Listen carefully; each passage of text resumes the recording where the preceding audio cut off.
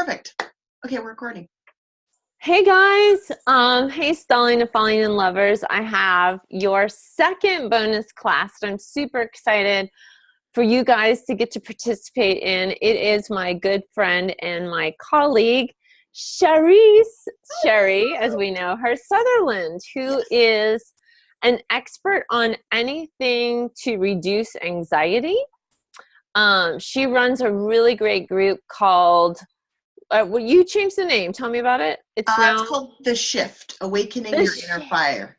Yeah, Awakening Your Inner Fire. And It she's is. going to share with us how to empower yourself against narcissists. Mm-hmm. And I love it because narcissism and narcissism is it's a really big word out there that people are using. And what I've learned, and you actually helped me, acknowledge or start to notice this kind of stuff just out in the world. Well, first of all, actually, hold on. What I want you guys to get out of it is not to be scared. Yes. I want you to be empowered, and with information, we have power. Okay. And so that is the whole vibe on this is how do we become empowered? Because I don't believe that we need to, I guess I don't want to jump into, and Sherry, I'm going to ask your opinion. I don't want to jump into the fear wagon of like labeling everyone a narcissist, because there is healthy narcissism and then there's unhealthy narcissism. Correct? Exactly. Yes. And a lot of people narcissism seems to be the tag of the week right now. And right. A lot of people that we are tagging as narcissists are actually just garden variety assholes who don't care. Right. Narcissists, there's a specific, I like to say that they're missing their empathy chip. So a narcissist is someone it's not that they don't care, it's that they're completely incapable of even grasping the concept that there are people in this world who aren't exactly like them. And that they are completely oblivious to other people's needs. And they are completely obsessed with getting their own needs met. A narcissist generally is raised and not born that way. It's an interesting thought, isn't it? I love that. Now how, and then I know you're going to give us some tips, because in dating, yes, I have been I'm going to say victim, and I'm saying that lightly, of like a narcissist before, because it was so intoxicating. But I want you to speak to now, what's the difference between, and I heard you say one word, what is the difference between a narcissist and a person that has like good, healthy boundaries, that's not going to, that looks after themselves first? Because I'll be honest, sometimes I've wondered if I was a narcissist, but I have a huge empathetic streak that I like almost overgive and take over. So I don't really think that I am one, but I have had to learn to have like really healthy boundaries, which does feel like I'm not, it feels to me that I'm not, how am I saying this? That feels to me that I could be like a narcissist if I'm like taking care of myself. Can you talk to that a little bit? Yeah, that's the difference between someone who's just maybe a little bit selfish with themselves or selfish with their time versus someone who, again, a narcissist, it's not that they are being selfish particularly, it's just that they are completely oblivious to everyone and everything unless it serves a need of theirs. And that's not most of us. Most of us, even when we're being selfish or assholes or whatever, right, we're still aware that that's not necessarily the nicest way to be in this world. But a narcissist, so we might have some regret or something. Yeah, they regret. They feel bad about things. Right. They have some self-awareness. A narcissist is completely unaware of themselves and their action, the way that their actions affect other people. They don't notice it. Other people are not people to them. Other people are just more props to use to build themselves up. Okay. Well, I know you showed me before we started, I know you have a page full of notes, and I know you have tips. And so if we can talk about tips like outside, like in the dating world, like how is narcissism going to show up in dating and relationships? Okay, so first I want to talk about the personality traits, because this is going to kind of give you kind of a bird's eye view.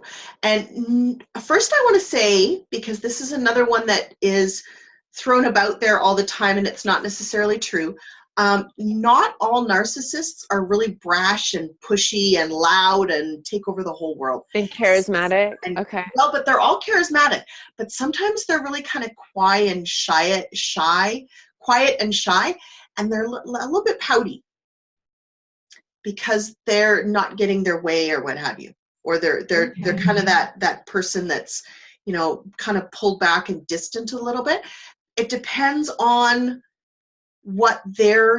how they were raised, if they're going to be that really outgoing narcissist, or if they're going to be the narcissist that sucks you in by pretending not to be a narcissist, by not showing that big personality that makes people crazy, that gives you kind of all kinds of flags going off. That isn't necessarily true, okay. right? We So think there can be car two salesmen types. when we see people like that, right? Okay. Puppy! But they are charismatic and they're really charming. So even if they're quiet and shy and they're pouting, they've got some kind of magnetism around them that kind of draws you in. And they make everyone else around them feel that they're really special. That there's like a halo around them that kind of draws you in. Especially if your boundaries aren't good and your energy isn't good. If you don't feel good with yourself, then you're much more likely to feel the draw of a narcissist. Let's call it that. And they tend to talk about themselves a lot. So a narcissist demands adoration and admiration and care and love. So they're not really going to be, and even if they're the quiet, shy, pouty one, they don't care about you. They're not going to talk about you. They're not going to talk about other people. They're not going to talk about current events. Everything is about them. And every conversation gets twisted back into them. It's kind of like they plug everything into who they are and what their needs are. Do you find a hard time like interjecting in about you? You know, Yes. like yes. Okay. Or even if you do, they're still going to put it back to them. Oh, well, that also happened to me. Or they're going to talk over you because it's not applicable. And if it's not applicable, it's almost like it doesn't happen. Like, that can't possibly happen because it never happened to me. That's the kind of personality. They're also, appearance is everything. So they're really materialistic. Like everything has to be absolutely perfect. And it's not just about the physical things in their world. Sometimes it's also about the people that they collect and the experiences that they collect, because they're collectors. They're always looking for the thing that's going to plug the hole in their life, because they know there's a hole, they just don't know how to fix it. So they're using all of these other tools to try and fix it. And they're really sensitive to criticism. And so they respond with really big rages when you point anything out to them, like they freak out. But they'll also tell you while they're freaking out that you're the one that's having a heart attack and they're being calm as a cucumber. I'm not being mad at you. And you're like, wow, okay, a little bit of gaslighting going on there. Just saying. Okay. So if you try to talk to them about something, Yeah. they blow up. Would they say something like, why can't you be happy? Or why can't you just be happy, or something like that? Like they won't acknowledge what you're saying? So they won't acknowledge the blame for what you're saying. Okay. So, like if you say, hey, it's not working for me, X, Y, and Z, can we do something about it? Like they won't problem solve. No, they won't problem solve, and it'll be your fault that it's not. Okay. So yeah. Okay. Doesn't matter what the actual fault is, what's really going on, it can't be their fault. Nothing is ever their fault. That's a huge one. That's actually in the next one. Nothing is their fault. No matter what, they did nothing wrong. Every story that they tell about themselves is going to include that it was someone else's fault. Okay. All of their exes are going to have had all these huge problems. Some of them are going to have had emotional problems, and they're going to have been abusive, and they're going to make you feel sorry for them. Those are the quiet, shy, pouty ones that I was telling you about, because they're a victim in every situation. Okay. And they're really leaving a trail of wreckage behind them. They can't hold on a job to save their lives, or their relationships are all crap. Their parent, there's just nothing seems to fit. And they lie about it too. This is another big one. They're also famous for rewriting history. So you'll hear them telling a story that doesn't make any sense because of something else that you heard from them maybe last week. And you're like, well, that doesn't make any sense at all. And then suddenly here you are. And then also, and we've talked about this, they're completely lacking that empathy chip. So, yeah. So those are the basic personality traits. So those are kind of the things that you want to keep an eye out for. If they're really talking about themselves, if they're really kind of charming and they, yeah. So that's it. And you want to pay attention to their words, the way their words make you feel, because that whole love bombing thing is really a real thing. If you get really sucked in and you're feeling like it's too good to be true, or you're feeling really stupid and inadequate, or you're feeling like you can't even breathe because they're just all over you. Those are all really... Would you be up for doing something fun with me? Sure. Can we do a role play? Oh, yeah. Let's pretend like we're going on a date. Okay. And I want you to be one type of the, maybe like the love bomber. Okay. Okay. Cool.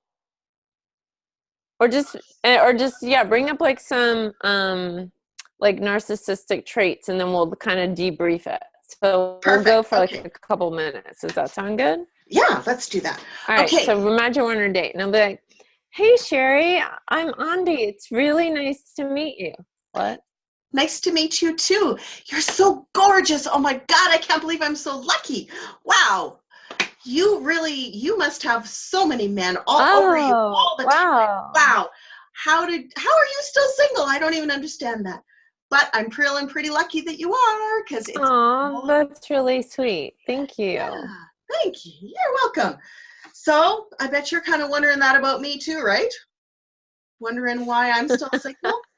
Well, let me tell you about my ex-girlfriend. She was a nut job. We just recently broke up here a couple weeks ago. She's still calling me and hounding me and stuff. And she's just like, she was clingy. She was needy. She was unpleasant. She was yelling at me all the time. She was mean. I don't understand why she could be that way.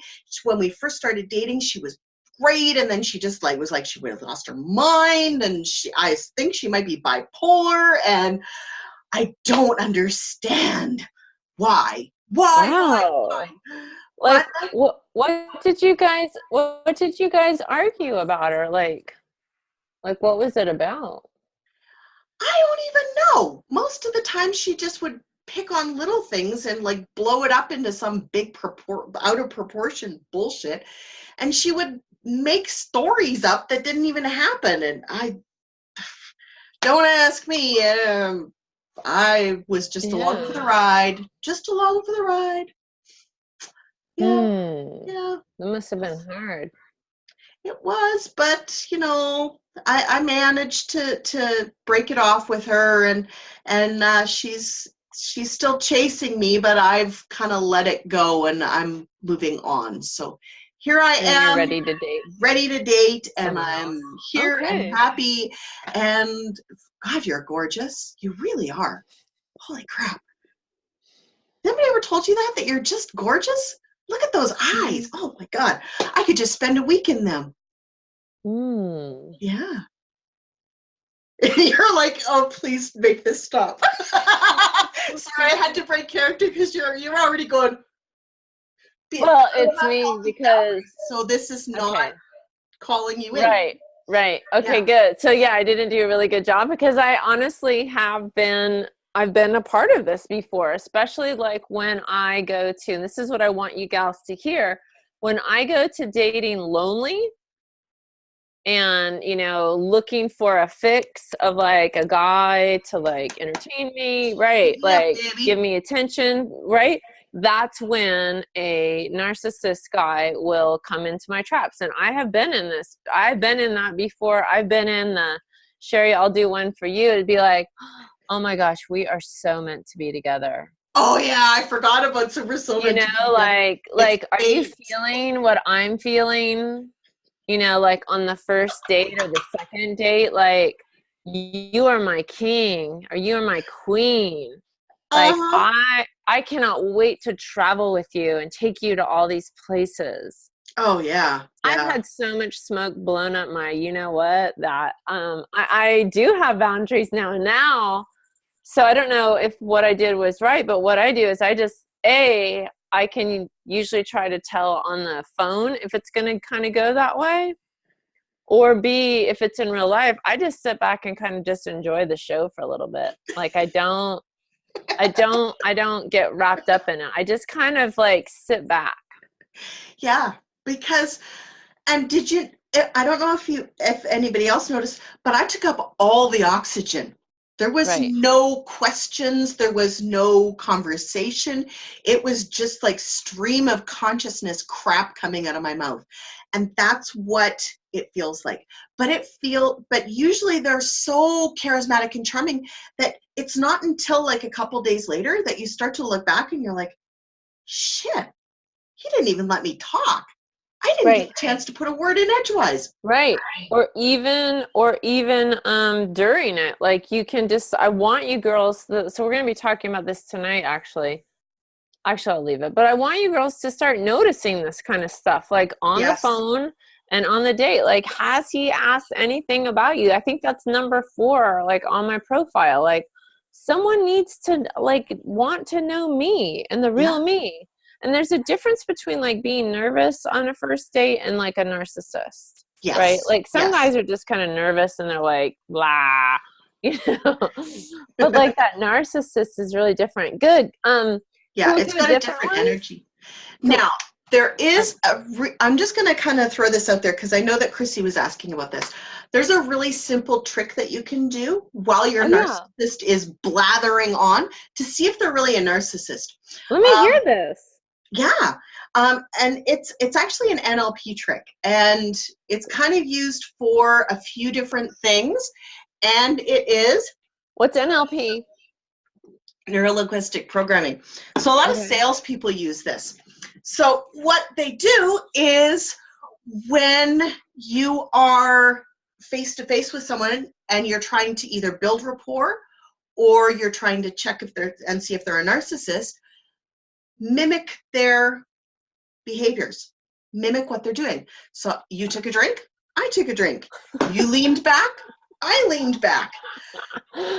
If you do a couple of these things, 3, 4 things, don't make it real obvious and don't do every one, but if you do a couple of these things, a normal person will then mimic you back.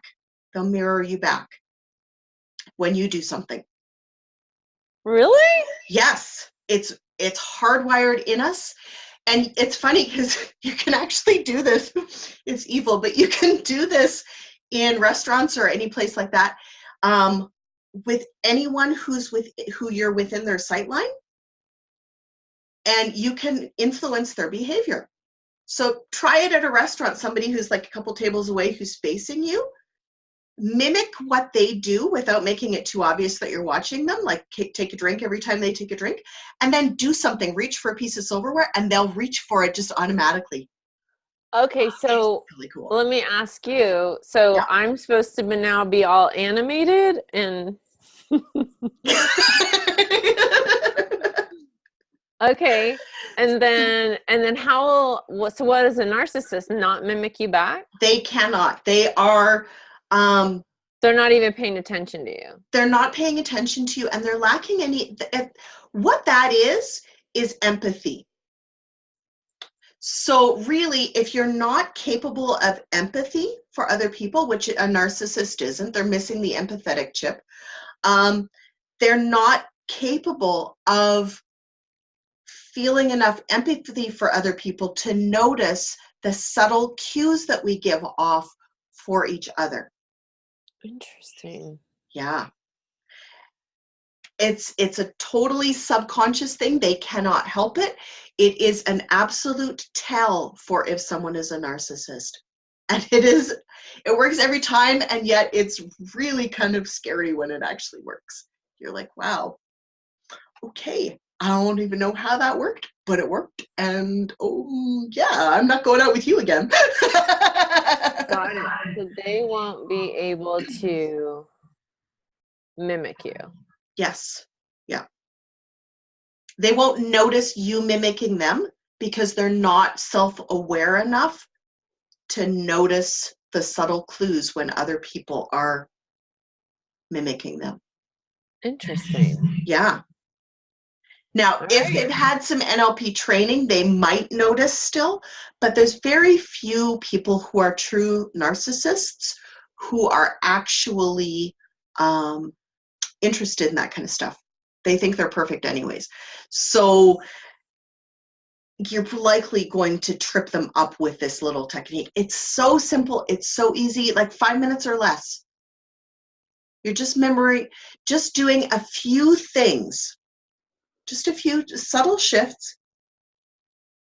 You can either do it as a match where you're doing it the exact same way, like we're both leaning the same way now, or we can do it as a mirror so that you're in opposite directions.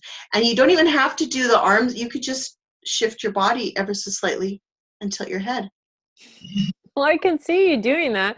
So It's a little unnerving for those of us who are not. It actually makes us uncomfortable as human beings when people mirror us too much, when we do it. Would they say, like, why the hell are you doing what I'm doing? Like, what happens when you go out on dates? Do people, like, call you out? If you're subtle enough, they won't.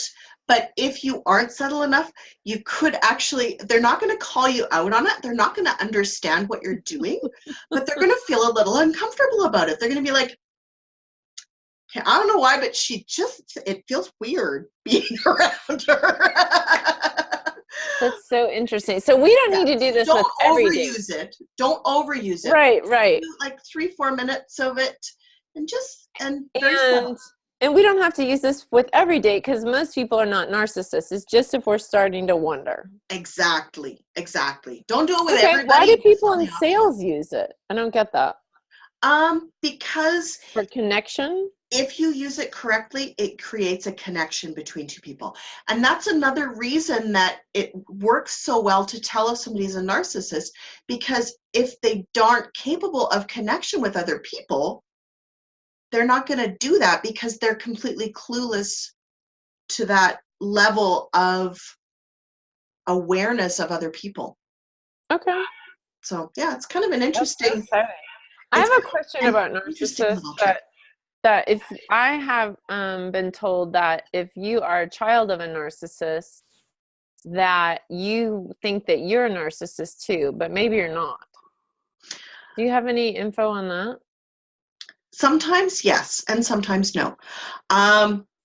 You are more likely to actually be a narcissist if one of your parents is a narcissist. You're either going to be, until you figure it out and heal yourself, you're either going to be more likely to be a narcissist or a narcissist victim because you've already been groomed by a narcissist, so you're much more likely to keep falling into that trap, right? Which is horrible. But once you've started doing the work and you've got good boundaries and you are careful with your energy, narcissists don't want you anymore. Then they're like, I love that. Ugh. You don't feel this to them. You said that word boundaries really well. Yeah. And that is that is the theme going through this program, and with any program, is that once even when we did our profile, those are what you want, all of those words that you guys wrote down there, like those characteristics, those are your boundaries for your new love, right? Like I said, healthy, right? And that is my job to keep that boundary that he's got a healthy mind, body, and spirit in whatever shape or form that is for me. You know, it could be 0 alcohol. It could be 3 drinks a day. It could be whatever. Like that's my job to make sure that those boundaries. So yeah, I love that. Yes. Everything is about boundaries at the end of the day. It's crazy, but it's true. Because boundaries are you saying to yourself like what you want and what you're available for. Yeah. If you don't know what you want and what you're available for, I love that you say it that way. If you don't know what you're available for, you have no idea whether what you're actually getting is going to meet your needs or not. Right. And I think that's the unfortunate part. So A, that's that. And then B, you set yourself up for being taken advantage of. Yes, big time. Big time. If you're not careful and you don't know what your core values are, which is what we did with the list, and you don't know what your boundaries are, which is again the list of what you want in your life. If you don't know what you want, you're likely to get crap because you'll settle for whatever is the first thing that comes along. Totally. I couldn't agree more. Hey, can we do an example now of, and this is something that I like to teach, and we're going to be talking about this a lot tonight. I love to actually bring conflict, natural conflict, not, hold on. See, now you're mirroring me. Well, I'm also like, that's a good idea to drink some water. You know, like you're smart. Hydrate. It works even if you know about it, it still works. Right. But I'm a big advocate.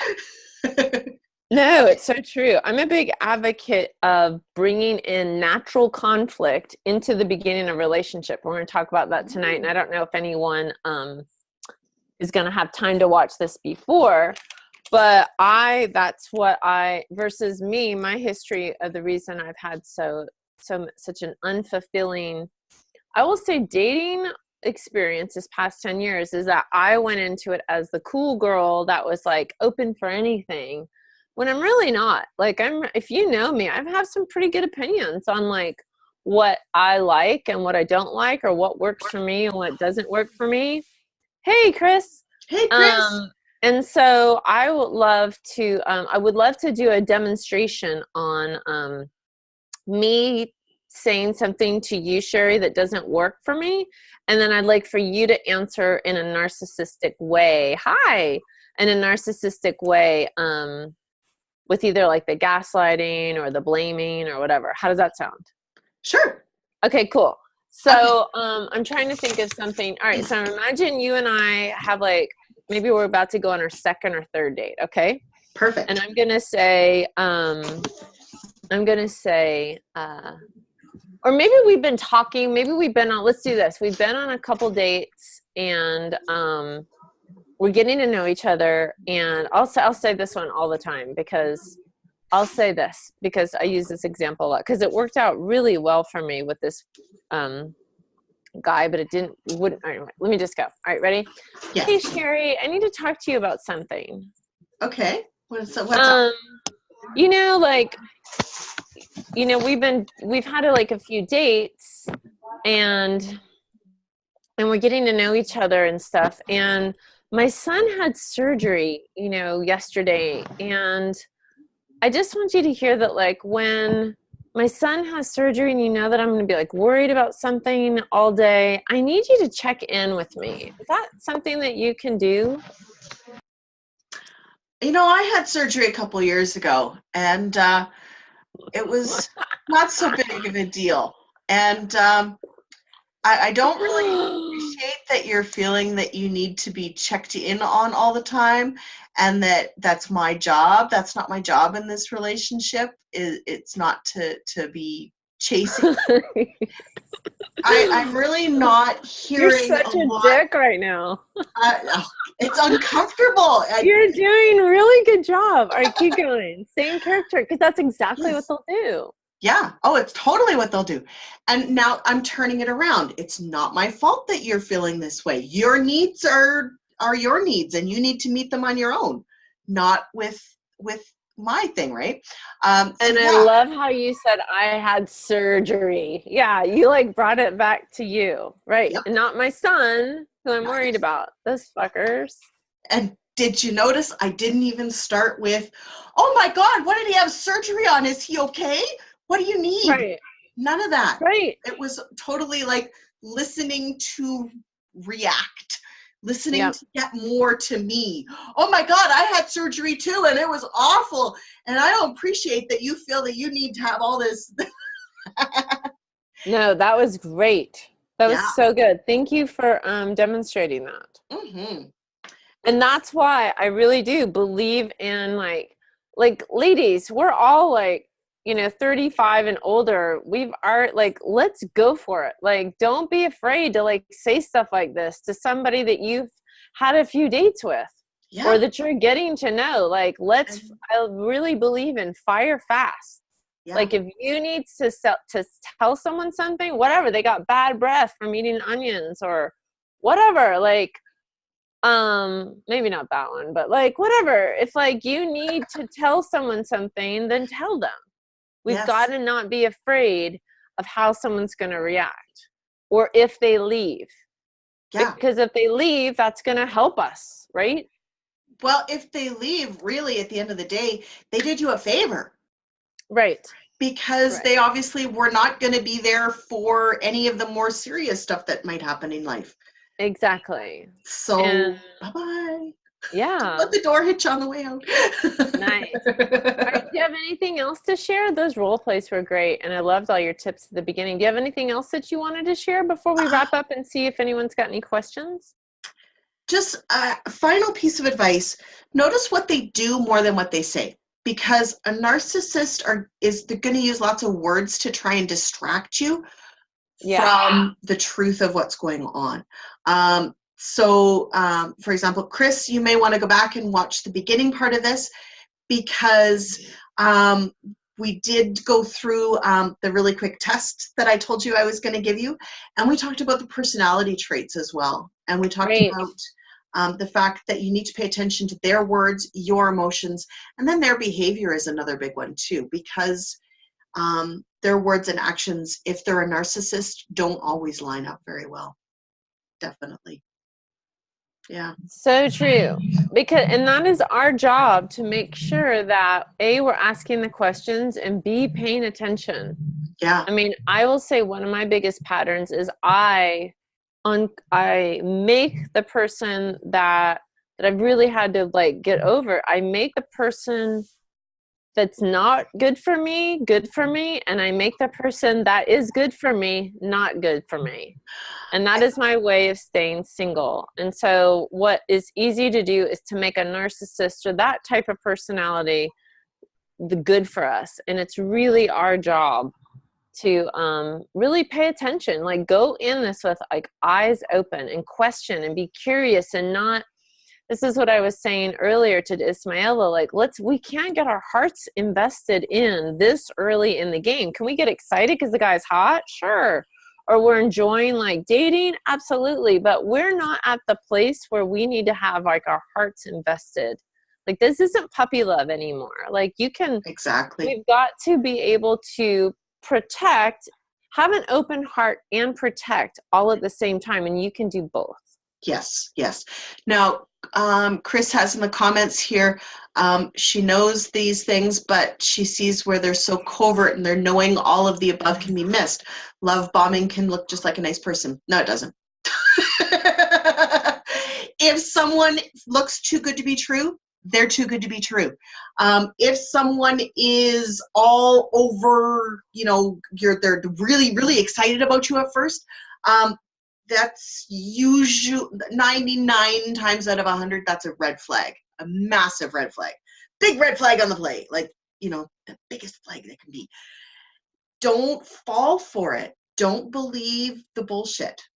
Try and focus on their actions, not their words, and try and make sure that you're testing them a little bit, giving them a slight criticism. Gee, I'm really not a fan of that shirt on you. That's a big one. If they can take that and they're comfortable with having that said to them, and they don't freak out and turn it around on you and overreact and have a rage, then they're probably not a narcissist. But if something really small that you say sets them off, then they're probably not the person for you and you need to walk away. I hear that. Yeah. Awesome. Will you tell us about your free group Yeah. that you have, Sherry? Yes, I will. So it is called The Shift, Awakening Your Inner Fire, and I'll pop the link in the group or in the post for this. And I'd love to have you all join. We talk about stress and anxiety and depression and narcissists because in a lot of cases, the people who are very stressed out and anxious and depressed usually have, not always, but usually they've had a narcissist or someone who's in that category in their life as a child that kind of taught them those behaviors. Taught them to be stressed out and anxious and worried about walking on eggshells and, all of those nasty things. So it's interesting. Or they've, at least been stressed out and anxious. They've got a stressed out, anxious parent usually.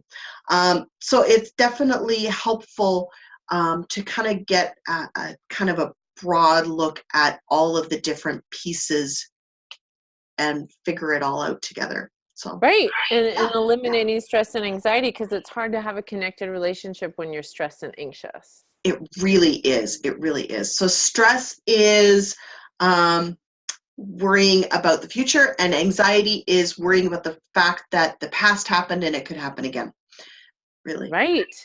Yeah. No, I love that. Hey, I'm seeing that Chris is, Chris, are you able, I know you're at the doctor's office, I see that you don't agree with Sherry, and that's cool, right, Sherry? It totally is. She's not a narcissist. She can handle it. So are you unable to unmute yourself and maybe talk about this? Or another option would be for you to join Sherry's group and maybe continue the discussion further. Wouldn't that be cool? Would that be something that works? Yeah. Because I don't think you can unmute yourself because you're at the doctor's office. So why don't you just join Sherry's group and continue that conversation? I'd love to hear how it goes down. I would love to hear, it sounds like, Chris, you've had your own experiences and your own study, and that's cool too. Yeah, it is hard. Okay, well, we get it. Well, Sherry, I just want to thank you, and thank you, Chris, for joining in. Thank you for having me. I love it. This is huge and great, and I love the role play because I feel like, I don't know, I'm a big role player. Yes, yeah. Because it puts it into context. I'm the really kind does. of person that I need examples of things so that it's big. If not, it's just this ethereal thing that's hanging out in the middle. Too abstract if it's not with concrete examples. Exactly. Yeah. So, all right. Well, thank you. All right. Thank you. Bye, everybody. And then Sherry, you'll send me this link and I'll figure out my Zoom for later. Perfect. All right. Bye, guys. Bye. Thanks, Sherry.